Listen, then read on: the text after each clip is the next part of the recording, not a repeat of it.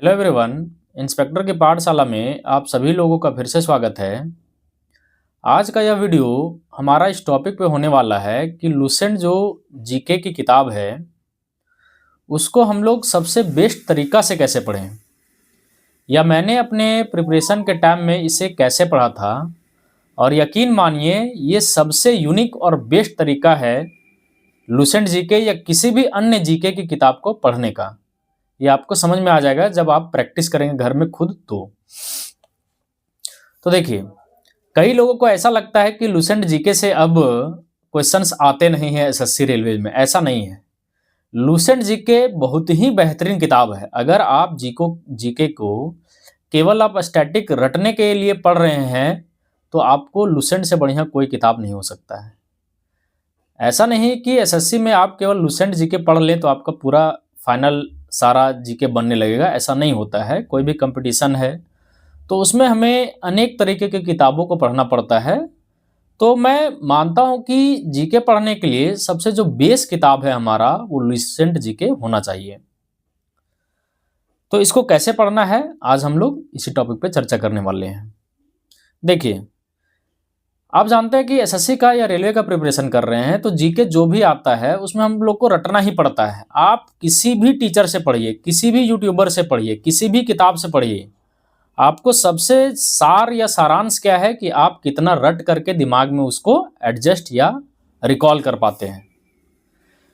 तो मेरा मानना है कि कोई भी किताब को अगर हम केवल रटने के लिए, थोड़ा बहुत समझ के रटने के लिए अगर पढ़ रहे हैं तो हमें स्टार्ट भी उस पोर्शन से करना चाहिए जो हमें रटने में या थोड़ा बहुत समझने में ईजी हुए। मैं क्या करना चाह रहा हूं, कई लोग क्या करते हैं कि लुसेंट स्क्रीन में दिख रहा होगा कि सबसे पहले हिस्ट्री से वो लोग शुरू करते हैं। सबसे पहले हिस्ट्री दिया हुआ है, इतिहास में क्या दिया हुआ है, प्राचीन भारत, मतलब हिस्ट्री जो भी दिया हुआ है।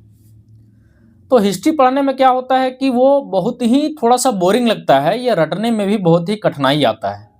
तो ऐसा नहीं करना है कि आपको हिस्ट्री से शुरू करना है। आपको जो भी हिस्ट्री छोड़ करके आपको अगर लगता है कि भूगोल आप बढ़िया से समझ पाते हैं, याद कर पाते हैं, चाहे साइंस का कोई पोर्शन हो, चाहे कला और संस्कृति हो, या पॉलिटिक्स हो, या इकोनॉमिक्स हो, जो भी आपको लगता है कि आप शुरू में पढ़ रहे हैं और आपको अच्छा से समझ में आ रहा है, आपको याद हो रहा है, जिससे आपको धीरे धीरे इंटरेस्ट इस किताब को पढ़ने में आपका बन रहा है, उस पोर्शन से शुरू करना है। आप ज्योग्राफी शुरू करिए अगर आपको उसमें इंटरेस्ट है, आप इकोनॉमिक्स शुरू कीजिए अगर आपको उसमें इंटरेस्ट है, पॉलिटी करिए, या आप कला संस्कृति कीजिए, या फिर विविध विषय शुरू कीजिए, जो आपको इंटरेस्ट आता है। ठीक है, ये हमारा हो गया इसको शुरू करने का। और हम लोग समझ गए कि हमको इसको वन लाइनर सारे फॉर्म में समझना है और रटते ही जाना है केवल। तो आपको क्या करना है कि कम से कम 1 से 1.5 घंटा या 2 घंटा, वो आपके हिसाब से, आपका प्रिपरेशन कैसा है, आप अन्य सब्जेक्ट्स में कैसे हैं, उस हिसाब से आपको 1 से 1.5 से 2 घंटा आपको पर डे आपको लुसेंट पढ़ना है। सबसे पहला किताब आपको लुसेंट पढ़ना है जीके में। तो पढ़ना कैसे है अब हमारा मेन टॉपिक है। देखिए, स्क्रीन को आप देखिए। जैसे मान लेते हैं हमको कला एवं संस्कृति पढ़ना है, आर्ट्स। तो कला एवं संस्कृति में हम पढ़ रहे हैं आपको समझाने के लिए कि कैसे पढ़ना है। आप स्क्रीन में भी देख सकते हैं हम जो पढ़ रहे हैं। कला एवं संस्कृति दोनों ही मानव जीवन के अभिन्न अंग हैं। कला एवं संस्कृति का अध्ययन हमें मानव जीवन के अनेक पहलुओं के बारे में जानने में मदद करता है। एक लाइन पढ़ ली। हमको इस लाइन में कोई भी चीज याद करने की जरूरत नहीं है। ठीक है, हम आगे बढ़ेंगे। 1 में क्या है, पॉइंट 1 में प्रमुख भारतीय नृत्य विधाएं। ठीक है, इसको पढ़ना है। नृत्य का पहला औपचारिक उल्लेख भरत मनु के प्रसिद्ध कृति नाट्य शेष शास्त्र 200 ईसा पूर्व में है, जिसमें भारतीय शास्त्रीय नृत्य के विविध पहलुओं की जानकारी प्राप्त होती है। अब आते हैं टेक्निक कैसे पढ़ना उस पर। हम लोग जब इस पूरा फुल स्टॉप को यहां तक पढ़ें, क्या पढ़ें मैं आपको दोबारा बताता हूं।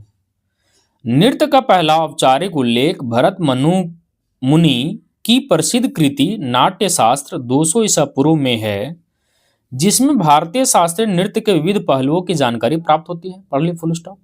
अब हम इसमें याद करने वाला चीज क्या है, आपको भी समझ में आ रहा होगा। तो हमको क्या याद करना है कि नृत्य का पहला औपचारिक उल्लेख भरत मुनि के प्रसिद्ध कृति नाट्य शास्त्र में मिलता है।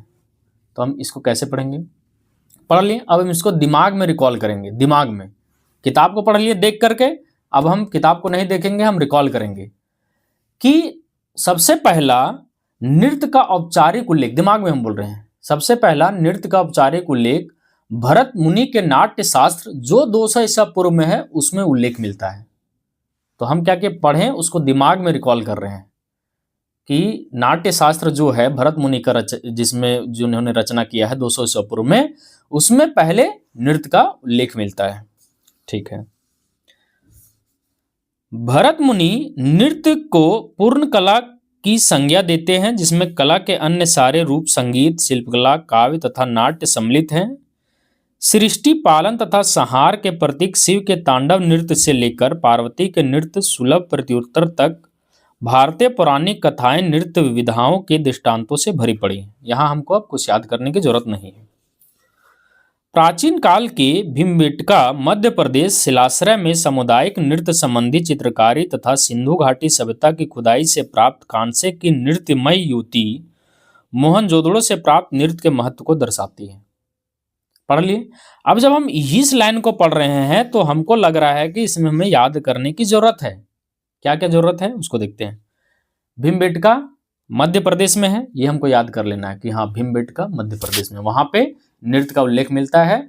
और मोहनजोदाड़ो में जो नृत्य करते हुए कांसे की प्रतिमा मिली थी वहां भी नृत्य का हमें संबोध या उल्लेख मिलता है।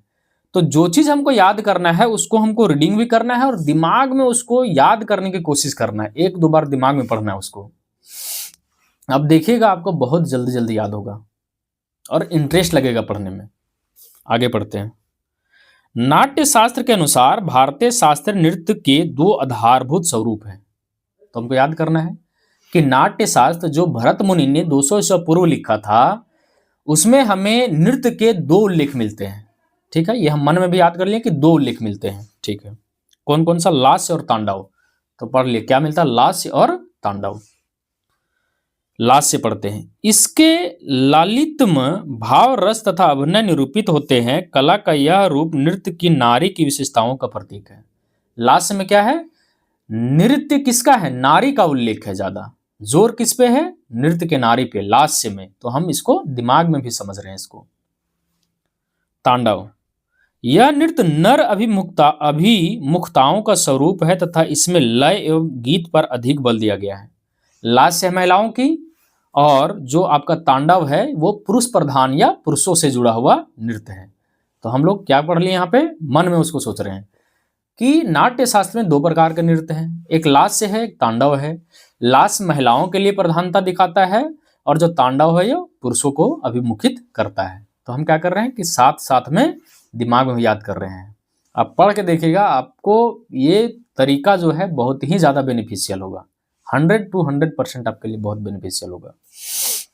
कुछ और हम पढ़ते हैं। नृत्य के 9 रस या भाव हैं। तो हम लोग क्या कर ले, नृत्य का 9 रस भाव है, यानी भारतीय नृत्य जो है उनके 9 रस भाव हैं। कौन कौन है? प्रेम के लिए श्रृंगार, हास्य तथा विनोद नाटक के लिए हास्य, क्रोध के लिए रौद्र, दुखांत घटना के लिए करुणा, शांति तथा अक्षोभ के लिए शांत, आश्चर्य के लिए अद्भुत, घृणा के लिए विभत्स, दहशत के लिए भयानक, सुरता के लिए वीर। ये हमारा नृत्य के 9 रस भाव हैं। हम इसको दिमाग में रखेंगे। कैसे? प्रेम के लिए श्रृंगार, तो हम याद रख रहे हैं कि प्रेम के लिए श्रृंगार आता है। ठीक है, प्रेम और श्रृंगार एक तरह से लग भी रहा है। श्रृंगार प्रेम का बोध है तो प्रेम श्रृंगार, इसको माइंड में रिकॉल कर रहे हैं। हास्य तथा विनोद नाटक के लिए हास्य, ठीक है, दिमाग में हास्य के लिए हास्य, क्रोध के लिए रौद्र, ठीक है, दुखांत के लिए करुणा, मिला जुला लग रहा है पर्यायवाची, शांति तथा अक्षोभ के लिए शांत, आश्चर्य के लिए अद्भुत, घृणा के लिए विभत्स, दहशत के लिए भयानक और सुरता के लिए वीर। सब पर्यायवाची टाइप से है, पढ़ लिए इसको। अब भरतनाट्यम में क्या है? यह शास्त्रीय नृत्य विद्या का सर्वाधिक प्राचीन रूप है। भरतनाट्यम पढ़ लिए, इस लाइन को हम लोग पढ़ लिए। तो बोल रहा भरतनाट्यम विद्या का सबसे प्राचीन नृत्य रूप है। यह शास्त्रीय नृत्य विद्या का सर्वाधिक प्राचीन रूप है। तो पूछेगा विद्या का सबसे प्राचीन रूप कौन सा है? तो भरतनाट्यम नृत्य। इसका नाम भरत मुनि तथा नाट्यम शब्द से मिलकर बने हैं। किससे? भरत मुनि और नाट्यम। भरत मुनि और नाट्यम से भरतनाट्यम बना। ठीक है, तमिलनाडु के अर्काड जिले के चिदम्बरम नगर में भरतनाट्यम का जन्म हुआ। भरत मुनि इसके आदि आचार्य जाने जाते हैं। मतलब भरतनाट्यम के सबसे पुराने आचार्य कौन है? भरत मुनि। इसका जन्म कहाँ हुआ? तो तमिलनाडु के अर्काड जिले में। तमिलनाडु के अर्काड जिले में। तो भरतनाट्यम का जन्म कहाँ हुआ? हम दिमाग में रिकॉल कर रहे हैं। भरतनाट्यम का जन्म हुआ तमिलनाडु के अर्काड जिले में और भरत मुनि इनके सबसे प्राचीन इसमें क्या आचार्य के रूप में जाने जाते हैं। इस नृत्य का संबंध तमिलनाडु के मंदिरों के देवदासियों की एकल नृत्य प्रस्तुति सादिर से है, इसलिए इसे दासी अट्टम भी कहा जाता है। मतलब हम समझ रहे हैं मोटा मोटी कि भरतनाट्यम का संबंध सादिर से भी है, यानी जिसका मतलब होता है दासी अट्टम। मतलब भरतनाट्यम का दूसरा नाम क्या है? दासी अट्टम। इसको हम माइंड में रिकॉल कर रहे हैं। देवदासी प्रथा के पतन के पश्चात यह कला लगभग लुप्त प्राय हो गई थी, जिसे पुनः जीवित करने का श्रेय ई कृष्ण अय्यर को जाता है। तो हम क्या पढ़े यहाँ पे कि ई कृष्ण अय्यर जो हैं वो भरतनाट्यम को फिर से जागृत किए। भरत मुनि तो आदि हमारे आचार्य हैं और जो हमारे ये हैं कृष्ण अय्यर वो पुनः जागृत किए। कब? जब यहाँ पे देवदासी प्रथा के बाद जब ये भरतनाट्यम का भरतनाट्यम का जो आपका बोध था या भरतनाट्यम का पतन हो चुका था, उसके बाद इन्होंने कृष्ण अय्यर ने इनको पुनः पुनर्जागृत किया। इसको हम माइंड में रिकॉल कर रहे हैं। इस नृत्य कला को वैश्विक पहचान दिलाने का श्रेय रुक्मणी देवी अरुंडेल को है। भरतनाट्यम को हम कैसे समझे? पढ़ लीजिए सेंटेंस, एक बार और पढ़ना पढ़ लीजिए। इस नृत्य कला को वैश्विक पहचान दिलाने का श्रेय रुक्मणी देवी अरुंडेल को है। मतलब रुक्मणी देवी अरुंडेल ने क्या किया कि भरतनाट्यम को वैश्विक स्तर तक पहुंचाने का काम किया। तो हम लोग याद रख लिए रुक्मणी देवी अरुंडेल, तो दिमाग में याद रख रहे रुक्मणी देवी अरुंडेल। तो हम आपको यहां से क्या समझाएं? हम ये समझा रहे हैं कि हमको जब हम पढ़ रहे हैं किसी सेंटेंस में, इसमें वन लाइनर में जिसको हमको याद करना है, तो हम देख रहे हैं कि हमको जो चीज़ इसमें याद करना है उसको हम एक बार पढ़ रहे हैं इस किताब में और उसको माइंड में भी रिकॉल कर रहे हैं, ताकि क्या हो रहा है कि साथ ही साथ मेरा दिमाग में, या आप जब पढ़िएगा तो कुछ ना कुछ आपका दिमाग में आते जाएगा। तो आपको क्या करना है कि कम पढ़ना है। कई लोग क्या करते हैं कि टारगेट ले लेते हैं कि हमें 5 पेज 10 पेज डेली पढ़ना है, डेली रटना है। नहीं, आप पहले याद तो कर लीजिए बेसिक चीज़ों को। वो तरीका 5 या 10 पेज पढ़ने का तब होता है जब आपको रिवीजन करना होता है। रिवीजन आपका अगर याद रहे कोई भी चीज़ तो फटफट आपको रिवीजन करना है, तो आप टारगेट लेते हैं कि हम 5 से 10 पेज पर डे रिवीजन करेंगे। लेकिन हम अभी पढ़ रहे हैं, हमको तो पहले याद करना है, तो हम लोग धीरे धीरे पढ़ेंगे। 2 पेज 4 पेज 5 पेज जो भी होगा 1-1.5 घंटा में हम लोग इसी तरीके से पढ़ेंगे।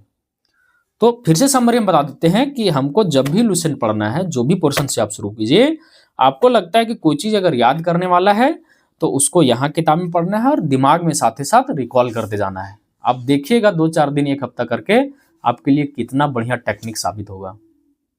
आज का ये हमारा वीडियो यहीं तक होगा। अगर ये वीडियो आपके लिए हेल्पफुल होती है तो इस वीडियो को लाइक और शेयर करना है और चैनल को सब्सक्राइब करना है, ताकि आपको नए नए वीडियोज़ के नोटिफिकेशन मिलते रहें और आप इस चैनल में जो जो चीज़ें आपको बताई जाती हैं आप उसको समय समय से फॉलो कर सकें। तो मिलते हैं हम लोग नेक्स्ट वीडियो में, तब तक के लिए धन्यवाद।